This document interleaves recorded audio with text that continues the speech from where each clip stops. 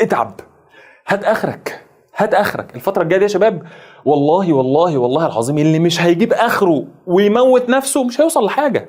حبيبي انت في سبق فيه 600,000، اللي بيطلع الاول ده بيطلع الاول ازاي؟ هو مش احسن منك على فكره، هو بس عنده الاستمراريه، عنده اللي هو انا هوصل، يعني هوصل، مش اللي هو ذاكر 10 ساعات وتعب. لا يا حبيبي، انت بتذاكر في اليوم 15 ساعه، تنام وتصحى ابدا يوم جديد، خلاص خلصت. ال10 ساعات دول كانوا امبارح ماشي.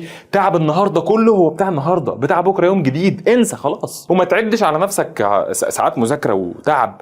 ما تخليش اصلا دماغك تقنعك ان انت كويس وتكون كويس فيك، اللي هو انا فحت نفسي في المذاكره 15 ساعه النهارده، فبكره بقى اريح واسمع ماتش ليفربول وماتش مانشستر سيتي والاهلي عنده ماتش اسمعه. والله يا عم لو خلصت اللي عليك في 5 ساعات خير وبركه، لكن خلص اللي عليك ماشي. الفتره الجايه يا جماعه في ناس هتخلص اللي عليها اول باول وهتبدا تراجع قبل المدرسين اصلا. انا بستعجب جدا جدا من الناس اللي بتراكم محاضرات الاحياء والمحاضره اخرها ساعتين.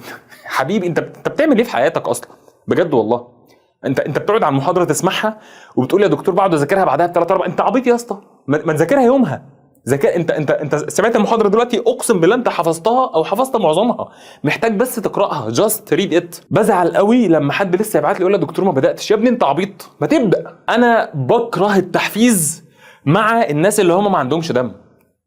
يعني الشاطر اللي بيذاكر بس اقصر سيكه او احفزه وازقه واوديه وهيروح ان شاء الله، لكن اللي واقف اصلا مكانه وعايزك تيجي تزقه ده استحاله يتزق. لو عربيه انت بتزقها لازم هي اصلا تكون بتتحرك، لكن عربيه جايب المارشديه او مثلا شادت فرامل اليد وواقفه مكانها والسواق دايس على الفرامل وانت بتزقها استحاله.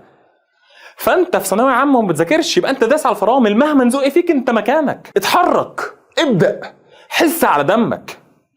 شوف ابوك صرف عليك قد ايه وتعبوا عشانك قد ايه، واللي حصل في السنة كلها من ضغط نفسي عليك وعلى أهلك قد إيه. فلو أنت لسه ما بتذاكرش، مش ما بدأتش، ده اللي ما بدأش ده قصته قصة، لكن اللي بيذاكر حتى نص نص ده ما عندوش دم. أنا بتكلم جد، واللي عايز يزعل يزعل. اللي بيذاكر حتى نص نص وبيكروت المذاكرة، بيسمع بس مثلا، مش بيذاكر أو مش بيحل أو مش بيتابع أو ده ما عندوش دم أصلا. حبيبي فوق فوق، أنت راجل ثانوية عامة، انت راجل ثانويه عامه. اللي بتعمله ما ينفعش ابدا ابدا ابدا، سواء كنت ولد او بنت. وخروجات بقى وتيك توك وقرف، مش عايز اقول كلمه وحشه، قرف. ده قرف دي يعني اقل ما يمكن ان يقال ماشي. بشوف ناس ثانويه عامه على تيك توك، انت بتهببي ايه؟ ده بتعمل كونتنت، ده بتعمل كونتنت، انت بتهببي ايه وانت بتهبب ايه؟ بشوف ولد ثانويه عامه مثلا بيعمل روتين اليوم في يا عم انت بتعمل ايه؟ ذاكر. بتصور ايه وبتمنتج ايه وفي فولورز بتوع ايه؟ ذاكر يا اسطى. انا كان عندي في ثالثه ثانوي على يوتيوب 80,000 مشترك، مع ذلك كنت ماسك تليفون حقير بزراير، ما كنتش بعمل اي حاجه ولا ببص على اي حاجه. فانت بتعمل ايه؟ كفايه.